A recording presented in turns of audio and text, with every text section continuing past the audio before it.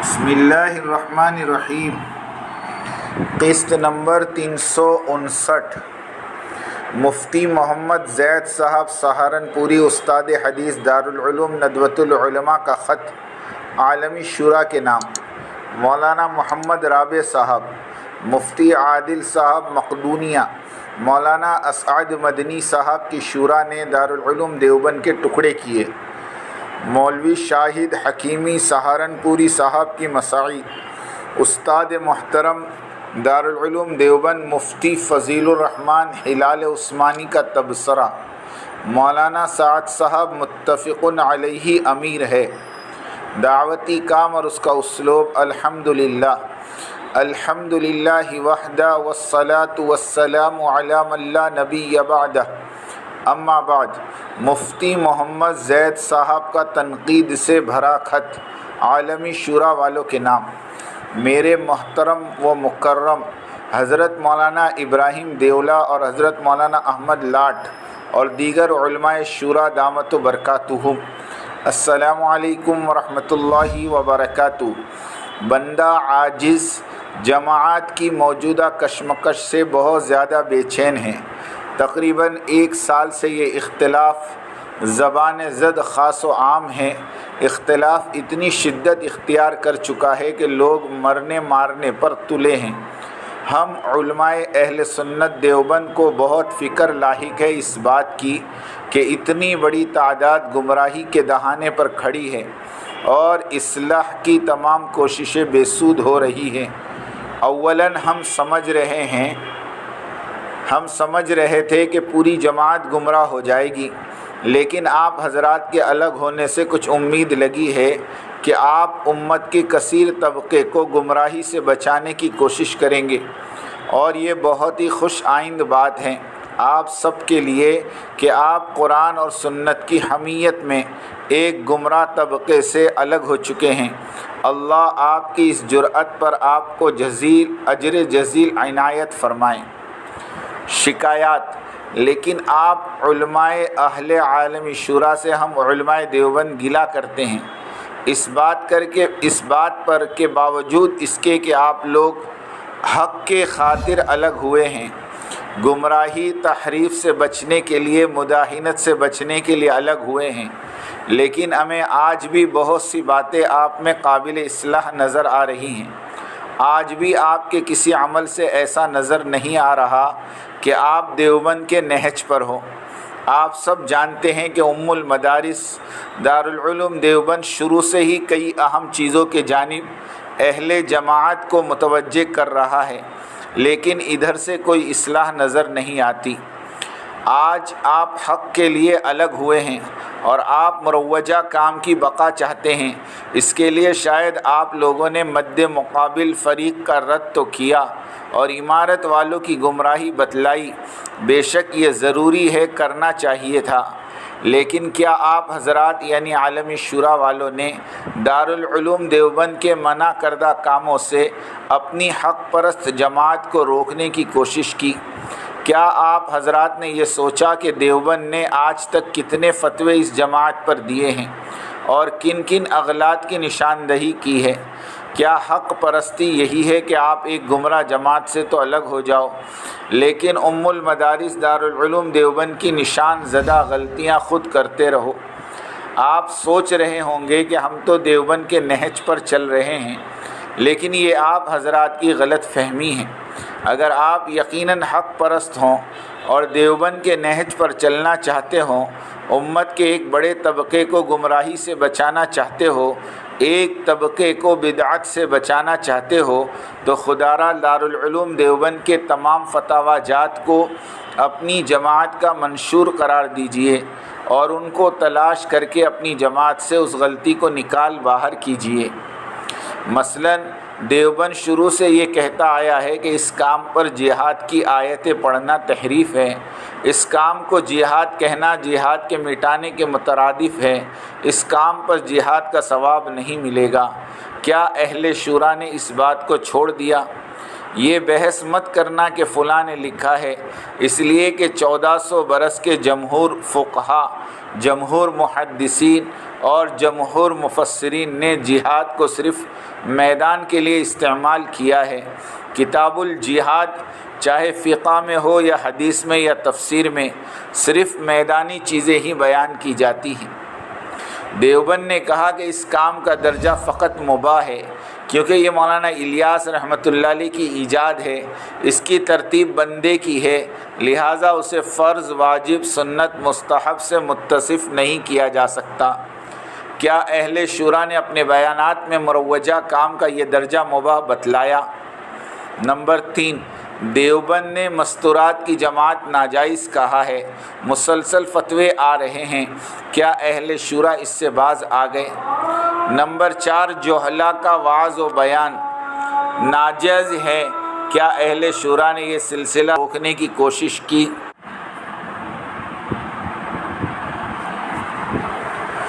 Number 4، جہلا کا وعظ اور بیان ناجائز ہے، کیا اہل شورا نے یہ سلسلہ روکنے کی کوشش کی؟ ان جیسی بہت سی باتیں ہیں جو فتاوی جات میں موجود ہیں، لیکن افسوس ابھی تک ہمیں نظر نہیں آیا کہ اہل شورا نے ان سے اپنے مجمع کو روکا ہو۔ خدا را ہماری مخلصانہ گزارش سمجھیے کہ آپ اہل شورا اگر اس مسئلے کو حل کرنے کے لیے دارالعلوم دیوبند تشریف لے جائیں اور اکابر دیوبند سے خود یہ کہہ دیں کہ آپ لوگ ہمیں دستور لکھ کر دیجئے کہ ہم کیا کریں کیا نہ کریں۔ اگر آپ ایسا کرتے ہیں تو ہمیں امید ہے آپ دیوبند جا کر ایسا کرو گے تو امت گمراہی سے بچ جائے گی۔ آپ کے اس عمل سے پوری جماعت فتنہ بدعت سے بچ جائے گی۔ امارت والے تو ہے ہی گمراہ، ان سے یہ امید کہاں؟ خدارا مولانا ابراہیم دیولا اور مولوی احمد لاڈ ان دونوں حضرات ہی اگر دیوبند تشریف لے جا کر دارالعلوم سے دستور لے لیں تو یہ کام امت کے حق میں اتنا مفید ہوگا کہ سارے اہل حق علماء اہل شورا کی قدم بوسی کریں گے۔ یہ مروجہ کام بھی ضائع ہونے سے بچ جائے گا، بصورت دیگر یہ بدعت بن جائے گا اور آپ بھی اس میں شامل ہوں گے۔ راقم الحریف مفتی ابو انیس قاسمی یعنی مفتی محمد زید صاحب مظاہری، خادم علماء حق دیوبند۔ دارالعلوم دیوبند کے ان سوالات اور اعتراضات کے جوابات تو ہم دلائل اور براہین کے ساتھ ایک ایک کر کے ہماری قسطوں میں تفصیل سے دے چکے ہیں۔ یہاں پر چند باتیں غور طلب ہیں۔ نمبر 1، تبلیغی جماعت کو توڑنے اور عالمی شورا بنانے میں دارالعلوم دیوبند کا اہم کردار شامل ہے۔ مولوی شاہد صاحب حکیمی سہارنپوری اس کے پلانر اور آرکیٹیکٹ ہیں۔ مولانا ارشد مدنی صاحب صدر عادی جمعیت العلماء مرکز رائیونڈ عالمی شورا بنانے کے لیے ان چاروں حلقوں نے مل کر محنت کی ہے۔ مولوی شاہد صاحب حکیمی سہارنپور کی بابت قسط نمبر 357 میں بھی ہم ذکر کر آئے ہیں اور اس طرح بہت سی اقساط سیر حاصل مواد کے ساتھ رائیونڈ مرکز کے بارے میں بھی لکھی گئی۔ مفتی ابو انیس محمد زید صاحب قاسمی استاد حدیث ندوہ کے مذکورہ بالا خط برائے عالمی شورا نے بہت ہی اہم باتوں کا انکشاف کیا۔ مفتی محمد زید صاحب قاسمی کے ایک ایک جملے کو غور سے پڑھیں۔ اس تحریر سے اعلانیہ طور پر دارالعلوم کی سرپرستی کا انکشاف سامنے آ گیا۔ عالمی شورا کس طرح ترتیب کی گئی؟ تحریر کے ان جملے کو غور سے پڑھیں۔ امارت والے تو ہے ہی گمراہ، امارت والے تو ایک بڑے طبقے کو گمراہ کر چکے ہیں۔ ہم نے امارت والوں کو جن جن باتوں سے منع کیا تھا انہوں نے اس پر کچھ بھی عمل نہیں کیا۔ شورا والوں نے حق کے خاطر علیحدگی اختیار کی۔ شورا والوں کا علیحدہ ہونا حق بجانب ہے، تمہاری علیحدگی مبارک ہو، بہت اچھا کیا۔ یہ سب عبارتیں اس بات کی شاہد ہیں کہ تبلیغی مرکز کی دعوتی محنت کو توڑنے کی پوری پلاننگ میں دارالعلوم شروع دن سے ہی اپنا کردار ادا کرتا آ رہا ہے۔ مولوی شاہد صاحب حکیمی سہارنپوری نے دارالعلوم دیوبند والوں کو عالمی شورا کی سرپرستی کے لیے درخواست کی اور دارالعلوم نے قبول کیا اور اپنے غیر مسنون اور غیر منطقی فتووں کے ذریعے عالمی شورا کی مدد کی اور اس طرح تبلیغی جماعت کو توڑنے میں کلیدی کردار ادا کیا۔ اس کے بعد عالمی شورا کو لے کر دارالعلوم ندوۃ العلماء گئے مگر وہاں پر ان کی مراد پوری نہیں ہوئی۔ حضرت مولانا محمد رابع صاحب دامت و برکاتہم نے فرمایا، حضرت مولانا الیاس صاحب رحمۃ اللہ علیہ اور ان کی محنت دعوت و تبلیغ اور ان کے گھرانے سے ہم عقیدت اور نظریہ رکھتے ہیں، ہم اس میں دو رائے نہیں ہو سکتے۔ چنانچہ لکھنؤ حلقے کے اجتماع کے ختم پر حضرت مولانا محمد رابع صاحب نے اجتماع میں شرکت فرمائی اور مجموعے میں تبلیغی ہدایت والا بیان فرمایا اور اختتامی دعا بھی کی۔ حضرت محمد رابع صاحب کی اجتماع میں سرپرستی اور اختتامی دعا مرکز نظام الدین کی مرکزیت اور مولانا سعد صاحب کی امارت کی قبولیت کی روشن دلیل ہے۔ اور حضرت محمد رابع سے دریافت کیا گیا تو مولانا سعد صاحب کی امارت کے بارے میں کیا رائے ہے، تو فرمایا کہ تبلیغ کی امارت الیاسی گھرانے ہی میں ہو۔ حضرت مولانا رابع صاحب شیخ العرب والعجم مانے جاتے ہیں، صدر مسلم پرسنل لا بورڈ ہیں، خصوصی حیثیت رکھتے ہیں رابطہ عالم اسلامی میں، اور ان کے شاگرد اور طلبہ پوری دنیا میں پھیلے ہوئے ہیں اور دینی سرپرستی فرما رہے۔ ہماری جماعت 2002 میں مقدونیہ میں تھی، وہاں کے چیف مفتی محمد عادل مدظلہ سے ملاقات ہوئی۔ انہوں نے الماری میں سے تصویر نکالی جس میں حضرت مولانا محمد رابع صاحب اور مفتی عادل صاحب کی فوٹو تھی، اور مفتی صاحب تھوڑی تھوڑی اردو بھی بولتے تھے۔ ہمارے مخلص ساتھی مولانا نجم العالم ابن حاجی اولاد علی صاحب محتمم حفظ اکیڈمی لندن نے سوال کیا کہ آپ مولانا رابع صاحب کو کیسے جانتے ہیں؟ تو انہوں نے کہا کہ شیخ محمد رابع کی خدمت میں نے 4 سال گزارے ہیں اور تخصص کیا ہے۔ اب میں سارے ملک مقدونیہ کا رئیس المفتی ہوں۔ عالمی شورا والو، تمہاری تنظیم کو غیر اسلامی قرار دینے کے لیے اور کیا کیا ثبوت چاہیے؟ ہم ہی نہیں بلکہ تمہاری تنظیم کے خالق اور بانی مفتی محمد زید صاحب بھی تو تمہاری تنظیم اور عمل کو گمراہ تصور کر رہے ہیں۔ بقول مفتی زید صاحب، عالمی شورا ابھی تک گمراہ منشور ہی پر عمل پیرا ہیں، اس لیے کہ انہوں نے ابھی تک نہ تو مستورات کے کام کا انکار کیا، نہ ہی دعوت کے لیے جہاد والی آیتوں کا رد کیا، اور نہ ہی جہلا سے بیان کرانا بند کیا۔ یعنی پروفیسر حضرات کے بیان پر پابندی لگنی چاہیے۔ اسی طرح سے حاجی عبدالوہاب صاحب بھی غیر عالم ہوئے۔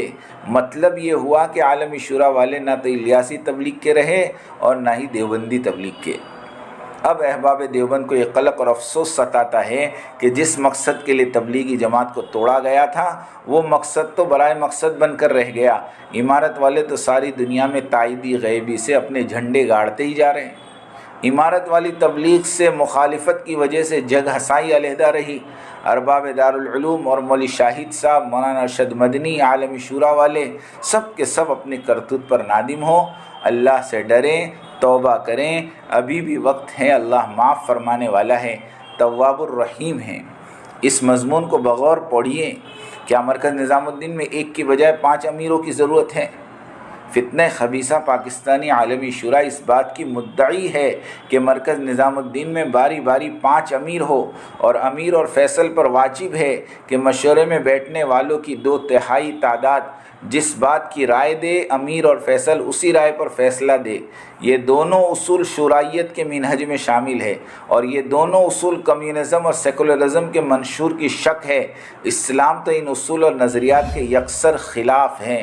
قرآن مجید کا بیان ہے، فَاحْكُمْ بِمَا أَنزَلَ اللَّهُ وَلَا تَتَّبِعْ أَهْوَاءَهُمْ، آپ فیصلہ کرے اس چیز سے جو اللہ کی طرف سے نازل ہوئی، یعنی کتاب اور سنت کے مطابق، اور فیصلہ لوگوں کی خواہشات کے حساب سے نہ ہو۔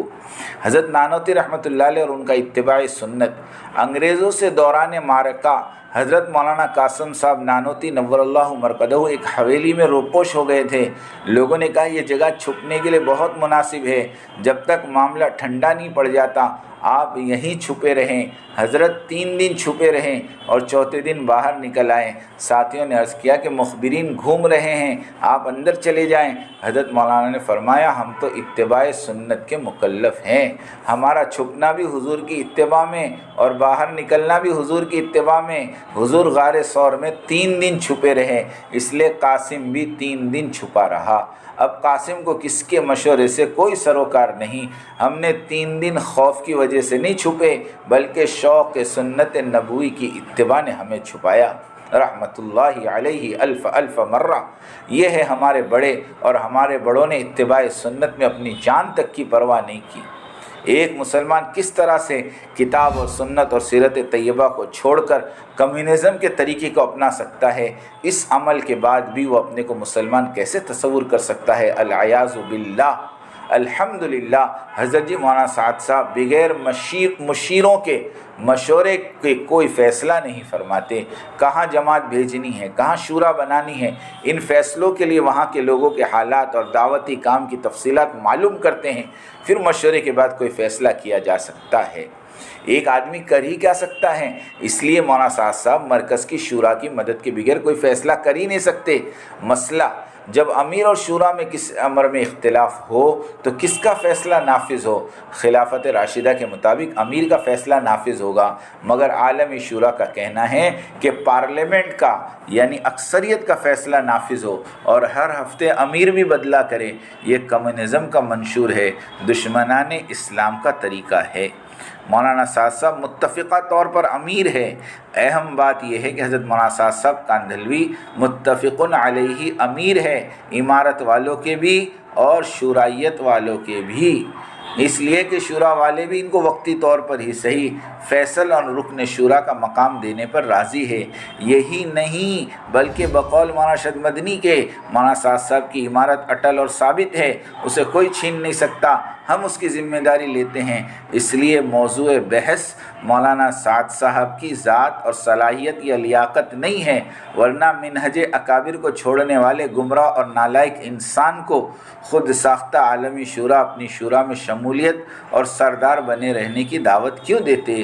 بھائی فاروق بنگلوری کیسٹ والے بیان میں واضح طور پر نوحہ کرتے ہوئے رو رو کر فرما رہے ہیں کہ مولانا سعد صاحب شورا کو قبول کر لو اور شورا کی فہرست میں آپ جس کا نام خارج کرنے کو کہیں گے ہم کر دیں گے، ہم تمہیں اپنے سر کا تاج بنائے رکھیں گے، آپ کی ہر بات مانیں گے وغیرہ وغیرہ۔ یہ بیان خود مولانا سعد صاحب کی عمارت اور عظمت کو تسلیم کرتا ہے، اور یہ اصولی بات ہے کہ جب کسی شخص کو سردار مان لیا جاتا ہے تو اس کی ہستی ساری کوتاہیوں سے منزہ مان لینے کے مترادف ہوتی ہے۔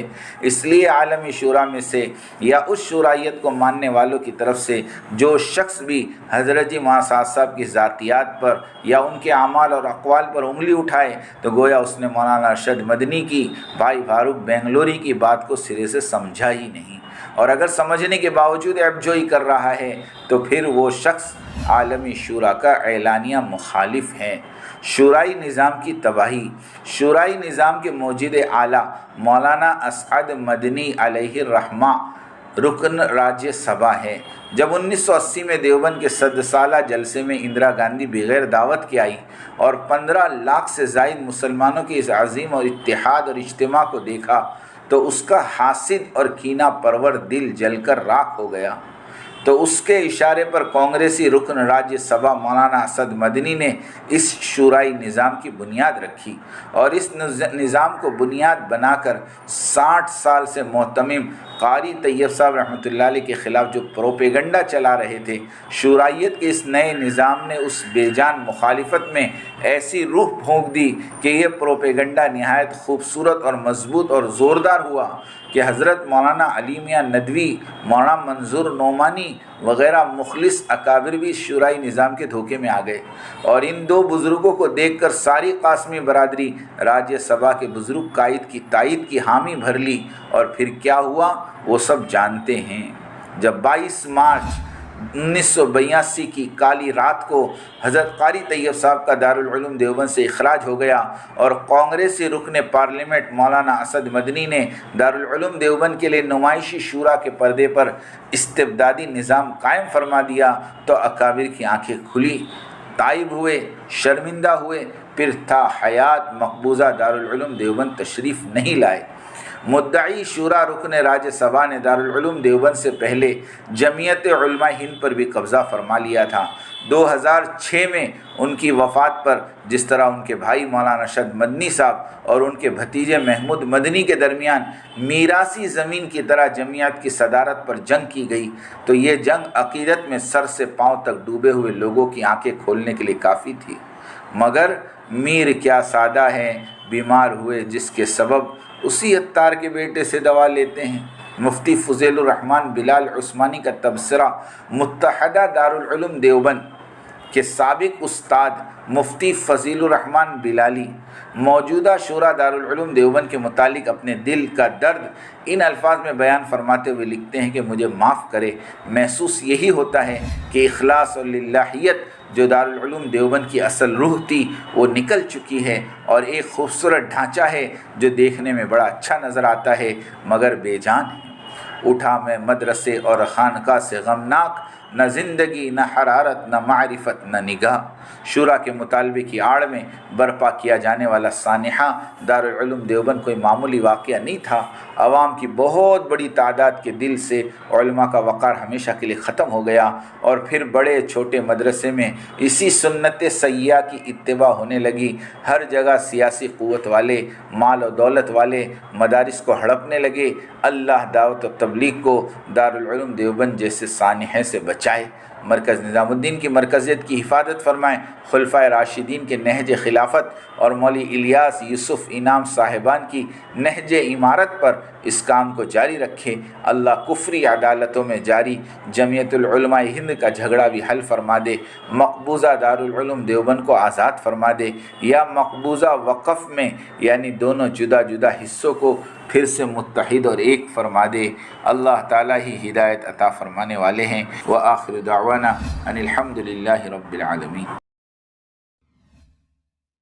میری بات توجہ سننی پڑے گی، بہت توجہ سننی پڑے گی۔ تم بات کو غلط مطلب نکالو گے اپنے ذہن سے، اور میرے ذہن میں جو مطلب ہے اس پہ غور نہیں کرو گے۔ یہ بڑی مصیبت ہے زمانے میں۔ بجائے جو میں چاہتا ہوں اس طرف توجہ کرنے کے، اپنے دماغ میں جو کچھ لیے بیٹھے ہو اس کو غلط رخ پر لے جاؤ گے۔ سنو غور سے۔ بات کو سمجھنے کے لیے سب سے پہلے آدمی اپنے ذہن کو اور اپنے برتن کو اعتراض اور تردد اور اشکال سے خالی کرے، اس لیے کہ اگر کسی بات کو بھی مفہوم مخالف اور کسی بات کو بھی کسی دوسرے عمل کی تردید یا اس کی تنقیص یا اس کی افادیت کو کم سمجھنے کے سوء ظن کے ساتھ سنا گیا، نفع کی باتوں سے نقصان ہونا یقینی ہے۔ اس لیے سب سے پہلے ہم اس کی نیت کریں، پوری بات سنیں گے، آگے پوری بات نقل کریں گے۔ آدھی سننا یہ بھی دین دعوت کے لیے ناقص، اور آدھی بات کا نقل کرنا یہ تو بڑے فساد کا ذریعہ ہے۔ اس لیے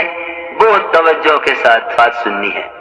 اور اگر آپ نے ابھی تک ہمارا چینل سبسکرائب نہیں کیا تو فوراً سبسکرائب کیجئے، ساتھ ہی بیل آئیکن پر کلک کریں تاکہ مزید آنے والی ویڈیو ہیں وہ آپ کو وقت پر ملتی رہیں۔